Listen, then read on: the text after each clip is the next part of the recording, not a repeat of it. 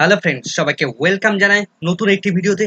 এই মুহূর্তে যে আপডেটটি দিকে আমরা নজর রাখবো সেটা হচ্ছে ফাইনাল জাজমেন্টের ডেট ফিক্সড হয়ে গেল। প্রাথমিক টেট প্রশ্নভুল মামলায় ফাইনাল জাজমেন্ট, তার ডেট ফিক্সড হয়ে গেল। জাজমেন্টের জন্য তার ডেট নির্দিষ্ট করে দিলেন মাননীয় বিচারপতিরা।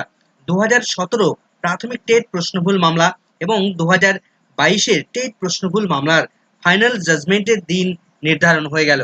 কবে এই দুটি মামলার ফাইনাল রায়দান করতে চলেছেন মাননীয় বিচারপতি হরিশ ট্যান্ডন এবং মাননীয় বিচারপতি প্রসেনজিৎ বিশ্বাসের ডিভিশন বেঞ্চ, কবে ফাইনাল জাজমেন্ট প্রকাশ করবেন এবং কখন প্রকাশ করবেন, শেষ কি কি আপডেট রয়েছে, বিস্তারিত থাকবে এই ভিডিওর মধ্যে। কোনো রকম স্কিপ না করে শেষ পর্যন্ত দেখতে থাকুন।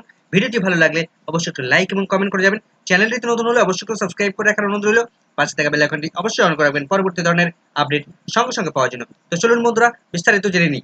তো গত 20 এবং 21 জুন পরপর এই দুদিন প্রাথমিক টেট 2017 এই মামলাটি মূলত শুনানি হয়, কিন্তু 2022 এই প্রশ্নভুল মামলাটিও একই ধরনের রিলেটেড বলে দুটো খুব পাশাপাশি রাখা হয়েছে এবং দুটোর ফাইনাল জাজমেন্ট কিন্তু একই সঙ্গে আসতে চলেছে।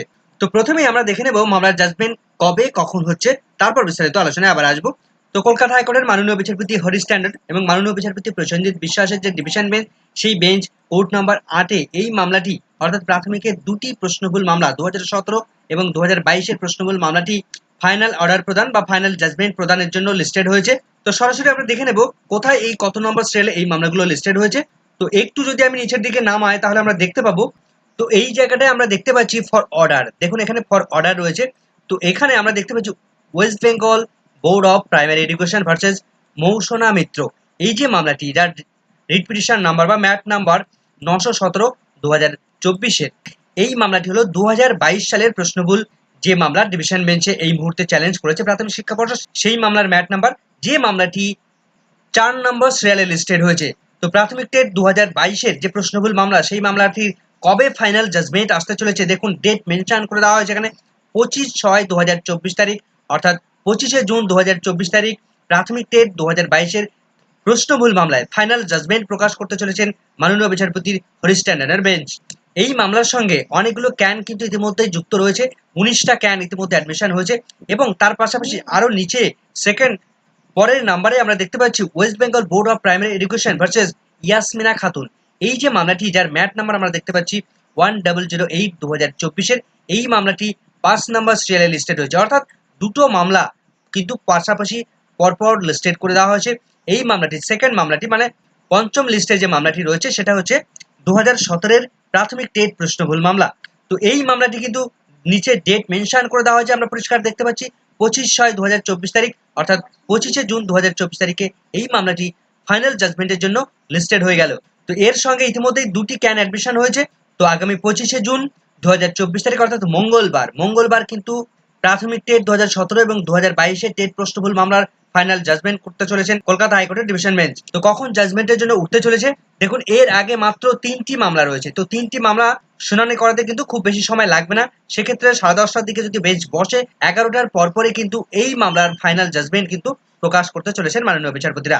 তো সেদিকে আমাদের নজর থাকবে। এখন এই মামলার লাস্ট আপডেট কি ছিল, এই দুটি যে মামলা প্রাথমিক টেট প্রশ্নভুল মামলা, তার লাস্ট আপডেট কি ছিল দেখুন। এই দুটি মামলা 2017 এবং 2022 সালের এই যে টেট প্রশ্নভুল মামলা, এই দুটি মামলা পরপর দুদিন শুনানি হয়, অর্থাৎ 20 জুলাই এবং 22 জুলাই এই দুটি মামলা পরপর শুনানি হয়। কিন্তু 20 জুলাই এই 2022 টেট প্রশ্নভুল মামলাটি শুনানির জন্য ওঠেনি, কিন্তু 2017 টেট প্রশ্নভুল মামলাটি উঠেছিল। কিন্তু 21 জুন এই তারিখে এই দুটি মামলা একসঙ্গে মোটামুটি শুনানি করায়। তো সেক্ষেত্রে 2017 টেট প্রশ্নভুল মামলা প্রায় 1 ঘন্টারও বেশি সময় ধরে শুনানি করাতে থাকেন মাননীয় বিচারপতিরা। কিন্তু প্রথম দিকে প্রাথমিক শিক্ষা পর্ষদের হয়ে সুবীর সান্যাল মহাশয় তিনি আর্গুমেন্ট করছিলেন, কিন্তু মাননীয় বিচারপতি হরিশ ট্যান্ডন তিনি অন্যদিকে আরেকজন মাননীয় বিচারপতি প্রসেনজিৎ বিশ্বাসের সঙ্গে বেশ কিছু কথোপকথন করবেন, এই জন্য তিনি বললেন যে লাইভ স্ট্রিমিং বন্ধ রাখতে। তো সেই হিসেবে লাইভ স্ট্রিমিং কিন্তু 1 ঘন্টারও বেশ কিছু পর, অর্থাৎ 1 ঘন্টা 15 মিনিটের পর গিয়ে লাইভ স্ট্রিমিং বন্ধ হয়ে যায়। তো সামগ্রিকভাবে মাননীয় বিচারপতিদের কথোপকথনের মধ্য দিয়ে বোঝা যাচ্ছে যে টেট প্রশ্নভুল মামলায় যারা পিটিশনাররা রয়েছেন তারা কিন্তু এই মুহূর্তে চরম সংকটের মধ্য দিয়ে যাচ্ছেন। তো প্রথম দিন পিটিশনারদের লয়ারকে তীব্র ভর্ৎসনা করেছিলেন মাননীয় বিচারপতি। তো সুবীর সান্যাল মহাশয় তিনি কিন্তু কতগুলো গুরুত্বপূর্ণ পয়েন্ট তুলে ধরেছেন নতুনভাবে, যে প্রাথমিক শিক্ষা পর্ষদ তার একটা প্রফেশনাল অ্যান্সার কি প্রথম এক্সপার্ট কমিটির মধ্য দিয়ে তারা প্রকাশ করে এবং পরবর্তীতে সেই অ্যান্সার কিগুলোকে চ্যালেঞ্জ জানাতে পারে সমস্ত ক্যান্ডিডেটরা। তাদের চ্যালেঞ্জ জানানোর সুযোগ দেওয়া হয়। তারপর প্রাথমিক শিক্ষা পর্ষদ তারা আরেকটা রিভিউ কমিটি গঠন করে, যারা যারা যে সমস্ত প্রশ্নগুলো চ্যালেঞ্জ জানায় সেই প্রশ্নগুলো অ্যাকচুয়াল গ্রহণযোগ্য কিনা তার জন্য সেকেন্ড টাইম তারা রিভিউ কমিটি বসায়। এবং এই যে দুটো টাইম তারা এক্সপার্ট কমিটি গঠন করে, তারা বিভিন্ন ইউনিভার্সিটির প্রফেসরদের দিয়ে এই সমস্ত এক্সপার্ট কমিটি তারা গঠন করে। তো সেক্ষেত্রে তিনি প্রশ্নচিহ্ন তোলেন যে যেহেতু দুবার টু টাইম সেখানে এক্সপার্ট কমিটি গঠনের মধ্য দিয়ে এই প্রশ্নগুলোর অ্যান্সার কি গ্রহণ করা হয়েছে, সেক্ষেত্রে থার্ড টাইম কি করে কলকাতা হাইকোর্টের সিঙ্গেল বেঞ্চ তিনি আবার থার্ড টাইম রিভিউ কমিটি গঠনের নির্দেশ দিতে পারেন, সে বিষয়ে প্রশ্নচিহ্ন তোলেন সুবীর সান্যালবাবু।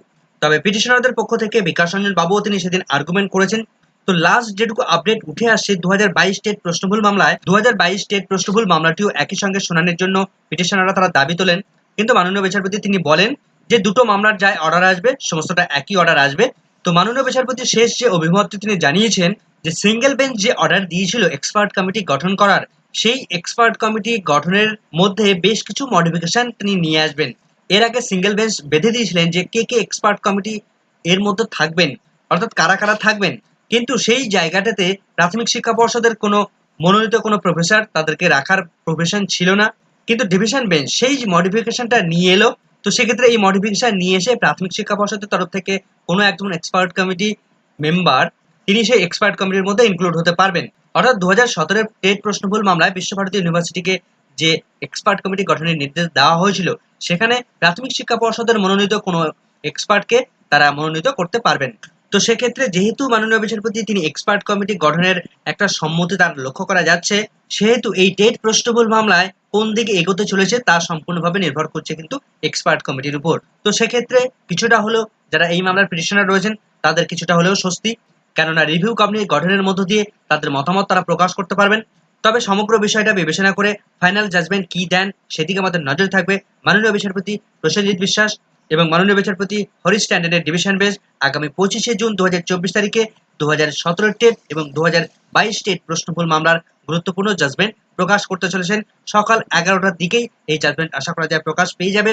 তো সেদিকে আমাদের নজর থাকবে। আপডেট পেলে সঙ্গে সঙ্গে এই চ্যানেলের মধ্যে আপনারা পেয়ে যাবেন। এই মুহূর্তের এই ভিডিওটি ভালো লাগলে অবশ্যই একটু লাইক এবং কমেন্ট করে যাবেন। চ্যানেলটিতে নতুন হলে অবশ্যই একটু সাবস্ক্রাইব করে রাখার অনুরোধ রইল।